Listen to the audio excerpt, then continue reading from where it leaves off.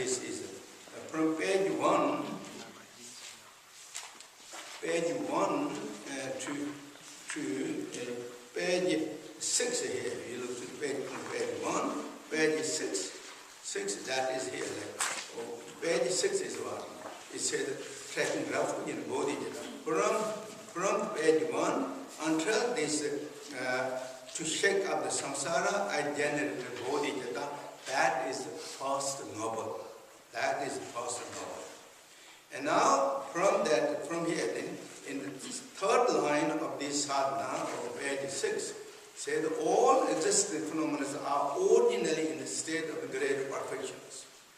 From there, all the way to this, actually this end, the end, page 6, sorry, page not 6, page 10. And here says that at the end, line first, Dakini transformed into the blue foam, and that is dissolved into the sky. Until that is the middle, the second noble or the middle nobles. And then concluding noble or third noble is then this short 4-line prayers.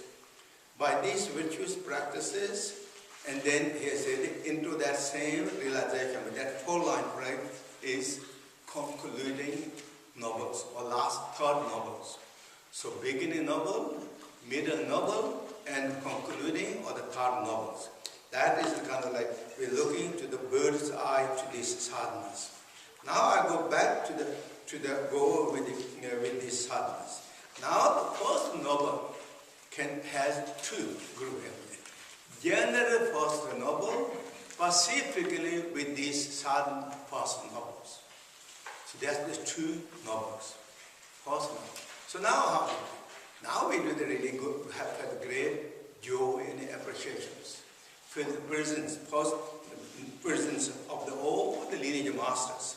And that is, let's start from Guru Padma Samye 7-line prayer, and then this page 2, general entire lineage master of the Nyingma schools of Tibetan Buddhism, and then as well as the prayers of this one after another, those are the lineage masters and the root teachers that we are all connected to these masters of one way or the other, and so this we are invoking their power and the blessings. And the first one is that's Guru Padma Samye, specifically which embodiment of all Buddha Dharma Sanghas and 3 roots and Buddhas of every directions and 3 times.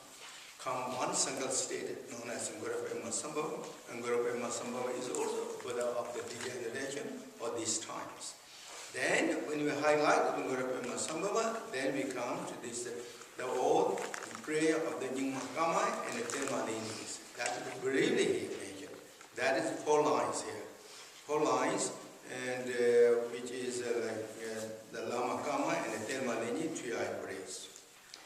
And then the next one is this this prayer, 4 lines, is a big prayer, but particularly prayers to the Tsasum. Tsasum is which is very much connected to our lineage, and also this teaching, Lingpa and Dakini, sadhana was revealed by Tsasum. The next one is his own the new languages. Many of us, we met him and received the teachings. He was one of the great masters on the 20th century. 20th centuries, so that is what we love. And the next one is the hidden yogi, personal teacher of myself. He's also my father too. But not just the biological father, but we become also the really spiritual father. Truly that he become the role model of myself.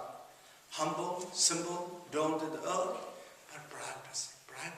Even though I can't follow as much as he practices and he spends time, but yet truly he is the source of my inspirations. He's been teaching from the time I have to memorize until beginning of this century, or this millenniums. Truly he was. And he was here as monk. He took ordinations in the 1963 or 4 ordination of Buddhist monks he taught.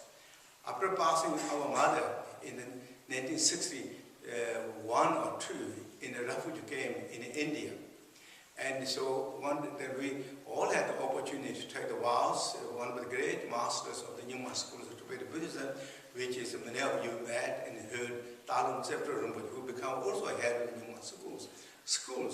So he's giving the vows, and the father told me to us, to him and myself, he's going to take the fully ordained monk's vows, because he promised to my mother that when mother is dying, because we are really poor. In Tibetan tradition, they do a lot of kind of ceremony and prayer, but he told to mother, after you died, I will take the ordination, full ordination, and I will dedicate the marriage. So I told her and that reason, and I like to take the ordinations, full ordination. So become the monks, become the monk, and his monastery or the fully ordered name as Padma Samye. So that is his. I mean, this is what I said.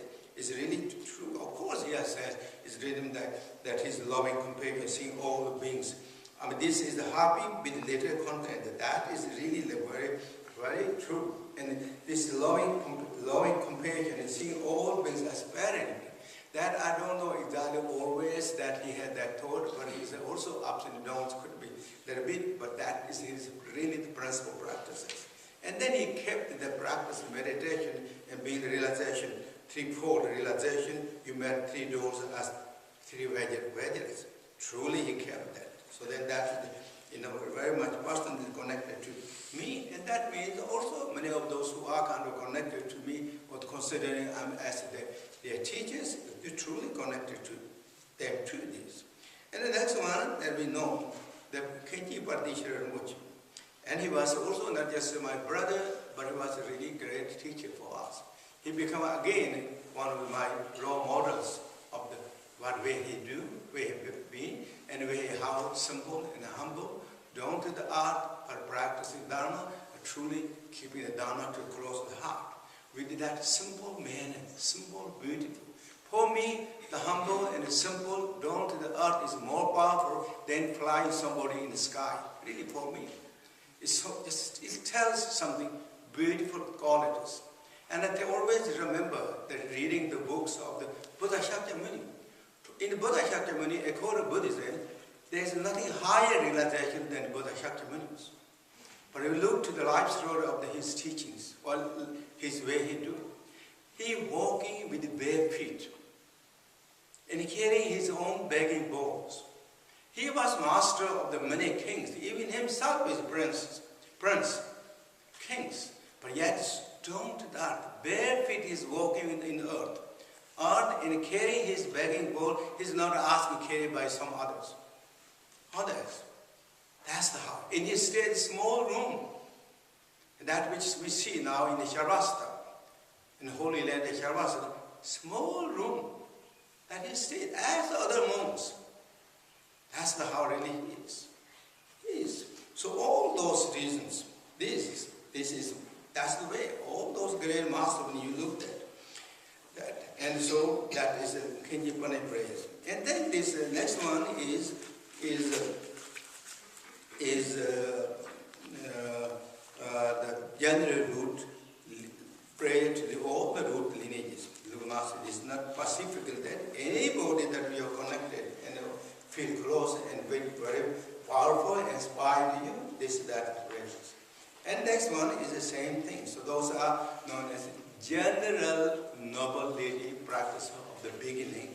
This is a kind of we can apply to all the lineage, all the practice, always, every time when you practice. Practice means not just only practicing sadhanas, practicing meditation. There's 2 practices, meditation practices and sadhana practice of the meditation. So that can apply that. So that is the general nobilities. And with that, then the next one is now the specifically for the noble practices, which is then here. What's it called? Or this is then refuge in the bodhicattas. Now, when we do this, as I said already, the first motivation is joy in appreciation. Joy in appreciation, being graceful. Feel kind of see all the situations, Now not just that kind of caring and restricted and kept that ourselves, but we're going to open that joy and appreciations. Graceful, wishing that to every living beings. And wish every living being have the happiness, joy, peace, situation, circumstances that what we have, even more, really wish that. That is known as bodhicitta. And the bodhicitta is the essence, heart essence of the general Buddha teaching, particularly Sutra Mahayana and Vajrayana Mahayana. It's all that. But generally Buddha teaching is based upon completely 100% non-violence. And respect and every appreciation to every living beings and as well as environment. That's what really the gracious teaching is. So therefore, expanding with joy and appreciation, really, then bodhicitta. That is really the essence. And in order to do this, then again here, and this is the Vajrayana teaching and another teaching. So we start with Om, Ahum. That this refuge in bodhicitta starts. Om, Ahum is a very famous, very sacred syllables in the Vajrayana teachings. Is representative of the body, speech, mind. So that means